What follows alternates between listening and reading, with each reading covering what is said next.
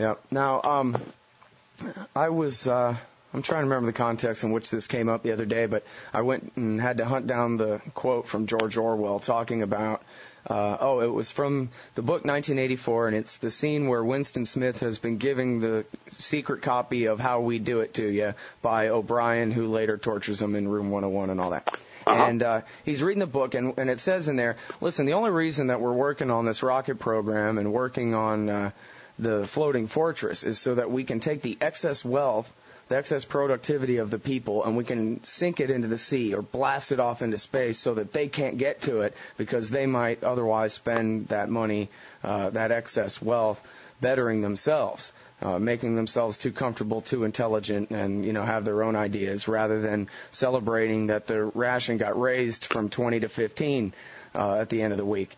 And I wonder, to what degree you think that is perhaps even the motivation of some of these wars. It seems like just trillions of dollars of wealth of the American people are being destroyed willy-nilly. I mean, the prices are just going up on everything, and we all know why. It's because they cut taxes and yet just turned on the money machines to pay for their wars anyway, right? I don't know the motivation of all the folks involved, but it is fishy as all get out. And it's my impression since 9/11, the defense contractors have not done too badly. It's interesting. There's all these Congress passes a new ethics law every second year or so, and they claim that it makes the government clean. But there are so many direct ties between the congressmen or their families and these big defense contractors. That was a huge force behind John McCain's candidacy, and obviously, there's some foreign lobbies here, or some lobbies in favor of foreign countries that have been some of the most effective groups pushing for more war. And we see that right now with Iran, because if it wasn't for the pro-Israel lobby, I don't think that would be on the front burner here, not by a long shot. Right. And, of course, the Israel lobby, to a great degree, is just a front for Lockheed and Northrop Grumman and all the American arms manufacturers itself. Well, I don't know if that's the case, but I would think that they're, perhaps there's more influence there than what I'm aware of. Well, I know that when I was up there in Reston, Virginia for the Future Freedom Foundation conference, and that's, I don't know, as far as I know, somewhere not too far from Washington, D.C. anyway. Sure didn't feel too far from it. And all I could see, all the giant buildings everywhere said Lockheed and Northrop Grumman and weird initials for military-industrial complex firms I've never heard of, and they're just everywhere. It sort of seems like, there's 100 square miles or a couple of 100 square miles around Washington, D.C., where this is just this massive imperial court where everybody just comes to town in order to loot the treasury. Well, Scott, since you mentioned that Future Freedom Foundation conference, it was great to see you there, but it was a little bit dangerous being around you personally because there were so many groupies who were coming after you. Oh, yeah. Every place you turn, they say, "Are you Scott Horton?" Oh, my God. The eyes would get big, and females were swooning left and right. Well, none of them my age, but anyway, yeah, go ahead. Details.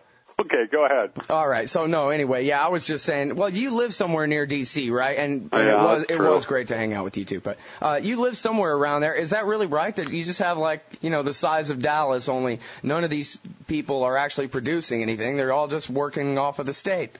Not all of them. I mean, I think that there's some hookers who are doing honest work. Yeah, well, except they're just turning tricks for the politicians and State Department bureaucrats and the rest of them too. Well, yeah, it works out pretty good for the hour, because with the Elliot Spitzer case, I mean, if you work that out to the minute, but that's another story. Yeah. No, there's a huge amount of corruption here, and people get so accustomed to having the federal money come in and the federal contracts come in. Homeland Security is spreading like mushroom around here with new offices in every nook and cranny. And contractors are, throwing money, are desperately to get in on the next, big wave and hoping that the boom goes on forever. And it's profoundly corrupting because it changes how people view government power because they're surrounded by government beneficiaries. Harry Brown used to have this maxim. He would say that the problem really isn't the abuse of power. It's the power to abuse. And that, frankly, when you just have a Congress with this much authority, never really mind what's in the Constitution, but the de facto authority that they carry, it's going to be for sale, and you're going to have corruption. It's just like a mathematical equation. Forget it. Yeah, Harry was great on that. Harry was dead on, and this is what we've seen. But it ties back to that FISA stuff, because you have all this power, and then you have a smoking gun on the abuse of power, and nobody cares. People just kind of say, "Well, yeah, too bad. What the heck?" Congress has. There was a lot more enthusiasm for going after the New York Times reporters than there was for punishing the people that broke the law. Boy, you got that right. They were calling them traitors, talking about holding sedition trials for them and hanging them from ropes. Well, it depends on which blogs you were looking at, but there was some of that. Oh, yeah. Well, it wasn't just blogs. I mean, some of the members of Congress were out for blood on that. It's funny how I almost never hear any member of Congress in his comments on this show any personal culpability for his failure to prevent government lawbreaking. Right, that's their job as the Congress, to be oversight over the executive, right? I think they see it now as part of their job, just to try and share the loot.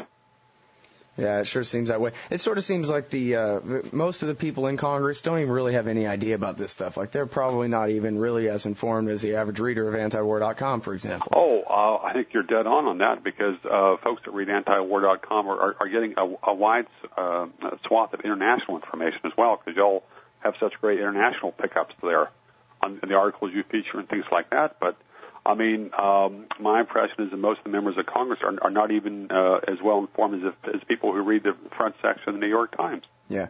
And that has a lot of flaws. So. Am I to understand, this is basically my impression since I was a kid. I learned about Nixon and the break-in and breaking into Ellsberg's psychiatrist's office and this kind of thing. And then I sat and watched the Iran-Contra thing unfold in the 1980s when I was a little kid. And then I watched the impeachment of Bill Clinton, which I want everybody who opposed that to remember that because of them, George Bush has been in power all this time. But anyway, besides that, I think after watching Bush confess to high crimes right there on national TV and dare anybody to do anything about it and get away with it, that basically the lesson here is that a president can do anything he wants. He can secretly bomb Cambodia. He can sell missiles to the Iranians, back death squads in South America, all in violation of law. Tap phones, whatever, torture people, all in direct violation of statutes.